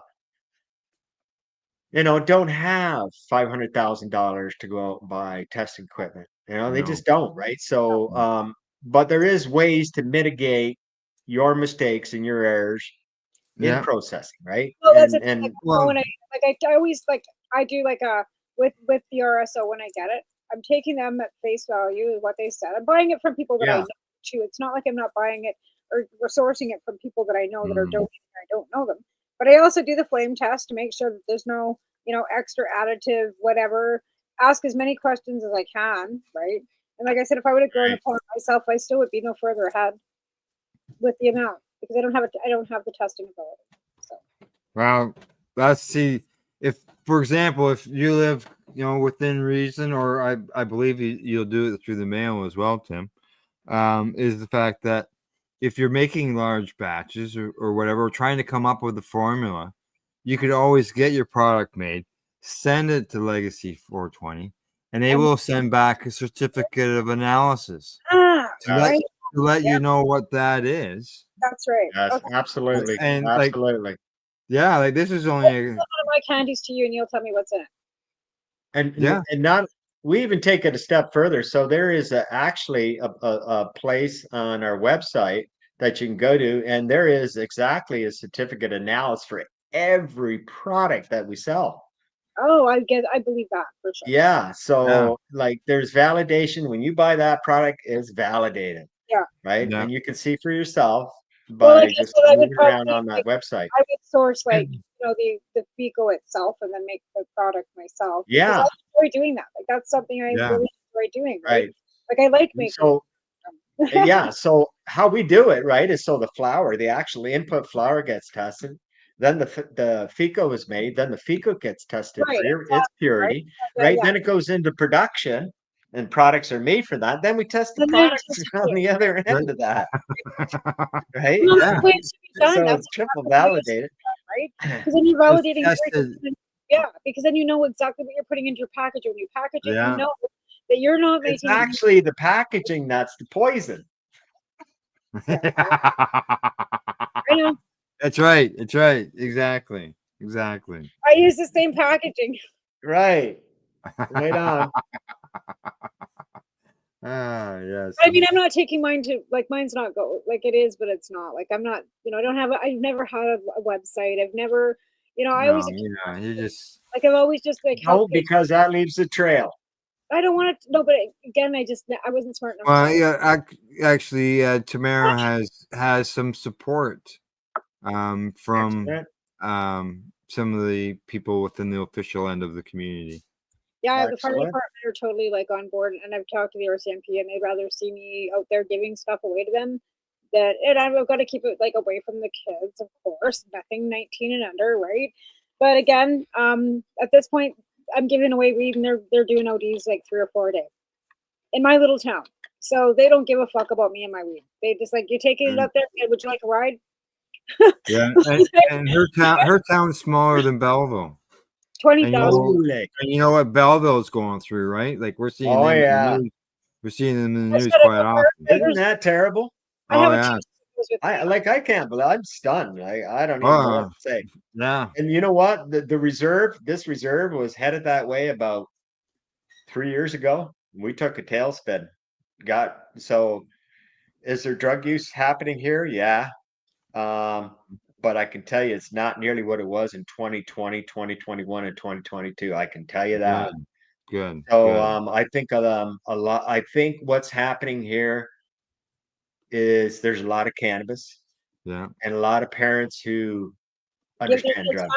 They understand drugs, right? And so they're having, I think, that vital talk with their children. I really do. Which is which is And important to There, have. there's what it is. I mean, tell your kid you love them, right? And educate them as and don't much give as them you trauma can, and right? From an teach early age, trauma. what crack cocaine is, what fentanyl is, what it does to you. Mhm. It kills Love you, and right? And love we should be burning that into their brains from a really early age, Al. yeah. Yeah, You know, yeah, because yeah. Why we're why all lie to fallible. them? We're Why human and not we're lie? fallible, Yeah. right? We're all fallible as humans. And you know what? Did I ever think that I would abuse drugs as an adult? Are you kidding?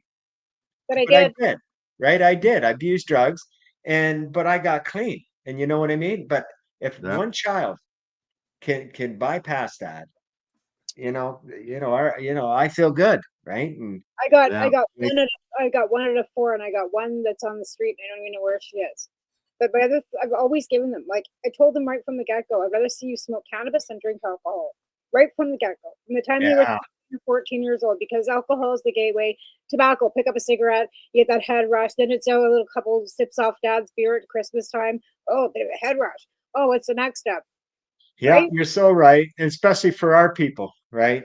Right. So Yeah. again, Yeah, so I always told yeah, my kids that rather than smoke cannabis than drink alcohol, I would give it to them. I have a child now that I to the legal, so it's tested. I don't want him sourcing anything off the street. I don't yeah, care if he's gonna do it. He's gonna do it in this house with me monitoring it and me buying it for him, so I know where he's getting it. Tim yeah, does Tim does mail order, just so yeah, you know.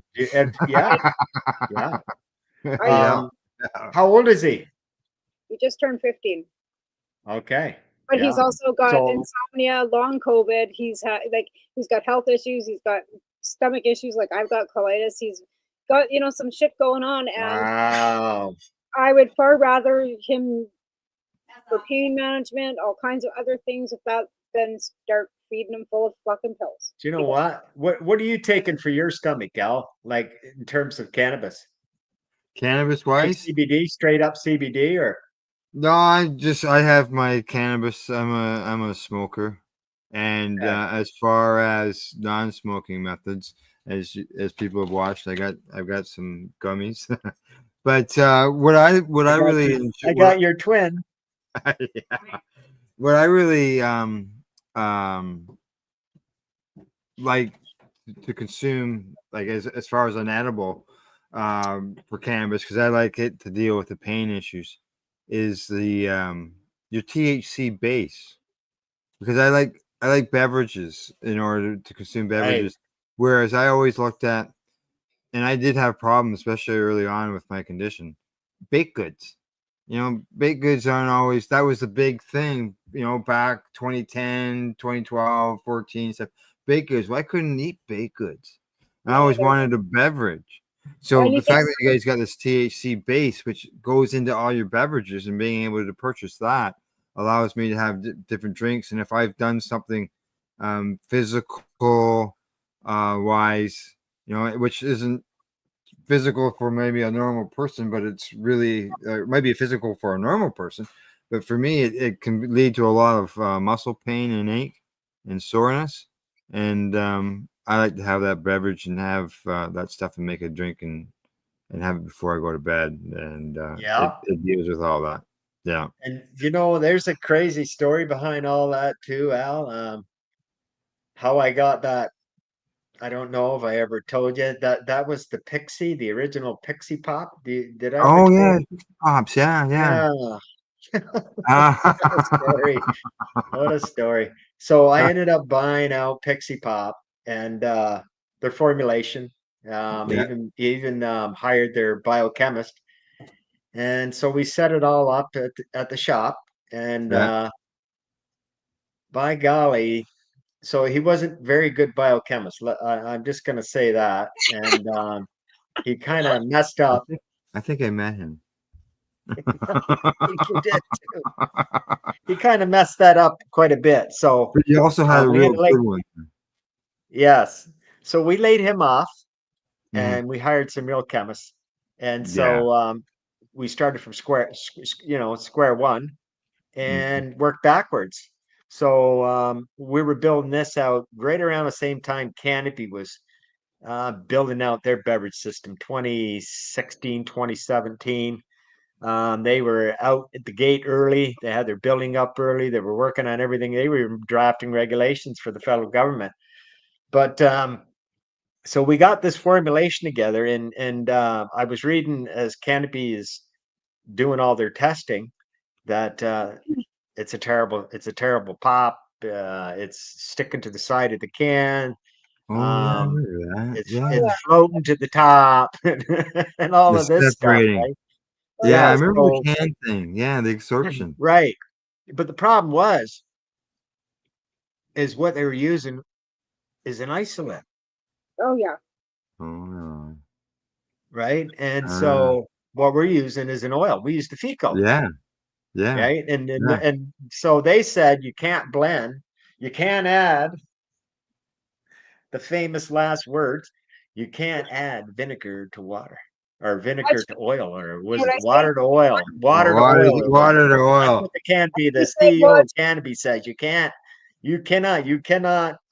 emulsify those two together. Why, by golly, we were sitting there and we already had it emulsified in the Yeah, can with and selling tens of thousands of cans up in the big cities at that point when he was making that admission. So not uh, only can you, right, we did do it, right? yeah. So, and we have the formulation, and that comes along with the sale of the business too, Al, all the formulations and the recipes. So Good, good. I was I love actually the asked fact, online because I love the fact that just not any, can walk in and just buy it. It has to be somebody from the it nation. does, it That, does. that. You know what? In the right situation, I'd be open to leasing.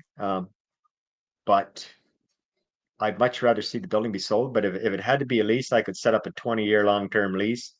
right. But I'll put the building in my son's name, and if I die, then everything goes to him, right? So Correct, it really correct. doesn't matter. Yeah, yeah. Yeah, yeah. Okay, I see we're a little long, and we've got a show coming in behind us here in the next Right. 18 minutes. So I just want to do a quick rundown. Legacy 420 is for sale, It's and for sale. comes with Legacy 420. It's much more than just a retail store. You want to just It's a quickly run production down what it all facility. comes with? Yeah, yeah, yeah. So it comes complete with everything you need to do production. You know how I built out the building, Al, was I built it out for forward thinking. All right. So in 2018, I had 65 people employed there. Then in 2019, the economy started slow. In 2020, the pandemic happened. And then lo and behold, we are where we are now. But Mm, we were running probably 65 people with a $25 million um, wow, revenue. Yeah. wow. That's a So lot. That's employing a lot of people and a lot of product yeah, going and on. so that is an 8-hour shift, 5 days a week. So I built out the building for 12-hour for two shifts, two 8-hour shifts, 16-hour. That's how I built the building out to run 24 hours a day. So it's fully capable of producing, I figure anywhere from 80 to $100 million in production per year. At least Wow. that's how I had it built out. And so there's, on the other end of this recession or whatever we're coming into here, um, that's a big dream for the Yeah, right person. correct. Yeah, Yes. Yeah. It's a turnkey operation, folks. it It's is a already turnkey operation. it's already up Absolutely and is. running. Yeah, Yeah. It's Yeah, got I a don't. well-established name. When yeah.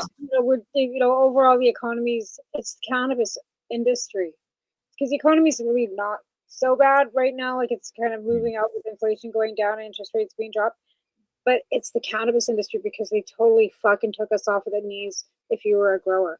Because a licensed producer and the OB, $300 a pound, $500 a pound. Like that took the knees out from every grower that would ever be able to do anything. Patients too, like even designated growers. Designated growers gave up growing for patients because it wasn't worth their time. Did you know I could get a pound right now, a licensed producer product for 20 cents? A pound? 20 cents for shake. I can get, yeah. Yeah. Wow. Holy smokes. You know, we said the price of tomatoes, but it really did fuck the industry.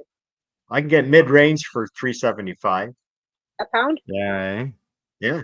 Like $300 or $3?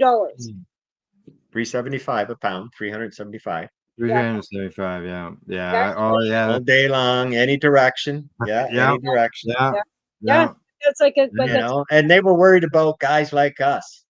Yeah. Remember Really. all the talk? Remember all the talk? Yeah. So they're taking Yeah. a few 100,000 plants, right, out of the fields, a few 100,000 plants, but they're sending millions of fucking plants out the door. They're sending fucking millions of pounds to Germany and fucking Israel and fucking Australia. Everywhere. You would not believe it. You don't even. Oh, yeah, We should have a talk off camera. You would believe. You would not We will. believe. Maybe. You would not believe. Oh yeah, I would. Yeah. Yeah. Yeah. I would not. Okay. Right, and right from the day I visited Canopy in 20, I think it was they weren't even open yet. They were just building it out, and I went up for a tour. I think they were open for medical patients. 2016, I Yeah. got in, but I got in with the CEO. I got to do the tour with the CEO, and what was his name? Bruce. Bruce. Oh, So he's doing the tour, and I got in with through ex-conservative MP, an old friend of mine. That's who I got in with. Oh, He yeah. got me in there, right? So I'm doing the tour, and I stop at this big glass wall, and I'm looking at the wall, and I'm see 10 rows here, 10, 10, 10. I see 10 rows of 10, and I'm thinking, holy Jesus! I go. So I'm looking at him. I go, well, what's this? He's going, well, that's our medical marijuana. I go, what are you going to do with that? And he's going, well, you know, we got 10,000 patients. I said, there is no way that's going to feed 10. What's going on here, Bruce? What's going on here? So anyways, we do the finish the tour. We're on our way out the door. He stops, puts his arm, lets everybody else go out the door, right? And he stops me and he's going, hey, he says, Health Canada might own this through the day, but at nighttime, we own it. All right. Now that's 2 years before the Cannabis Act even passed. Yeah. It's an old boy network, right? That's what it is. Oh yeah. Right. Yeah. We know. Yeah. All right. So to wrap things up, anybody who's interested in looking into Legacy 420, where shall they go to as far as like just come on down. Yeah, just come on down. Give us a call. We'll give you a tour. We're generally what we do is Jordan usually does probably 15-20 minute tour through the building, check out all the departments, usually a little bit longer. He describes products and that. So maybe half an hour tour, and then when the tour's done, boom, we sit down and start discussing. Yeah. Yeah. Yeah. And just for everybody who knows who's interested, here is the contact information. There's the address. There's the phone number. Perfect. Just that's right there on the legacy420.com website. Just scroll down to the bottom and send them a message. So all right. Okie dokie. All right. Other than that, anything else you want to mention, Tim? Other than our 2-for-1 sale, come on down and enjoy the gummies. It's a new type of gummy that we went with. Yeah, lots of gummies on hand. We can 346 York Road. Come on down. Ho ho ho. All right. Sounds good. Drop down, Al. Drop down when you're coming down next. Do you have any idea or? Not offhand. It'll be soon though. All right, maybe I'll have some shit mailed up for Christmas. Oh, hey, that would be nice. We'll talk after the show. You too, Tamara. Email is working. My packages from Vancouver. It wasn't what I wanted, but anyway, yeah. All right, Tamara. Anything you want to say? Merry Christmas, I guess, or Happy Holidays to whoever is. I guess it's the last show before the holidays. Yeah. So help me, whatever. Yes. Great. and enjoy your time with your family. Send money for cannabis substitution to Tamara Lee 9 at hotmail.com or Tamara Lee 3 at gmail.com. Yeah, it's going to be a holiday for the houseless, so that's what my wish is to fill the hat with money. We have a waffle. The draw is the 21st, so you can get your tickets through me too, but it's a waffle. And and all the money, like I said, my only wish for Christmas or this holiday season is to fill my hat with money so I can help the homeless. There you Very go. good. All righty. As Tamara says, this is the last show before because of Christmas. We will see everybody in the new year.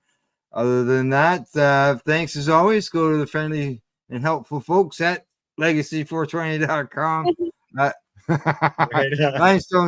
Limestone City Hydroponics.ca, Campbellford Lifestyle Shop, as well as at ease.ca. Also, thanks to my joint host, Tamara, our guest, Tim Barnhart of Legacy 420. And other than that, thank you for everybody for tuning in, and we'll see you soon. Bye-bye. Peace.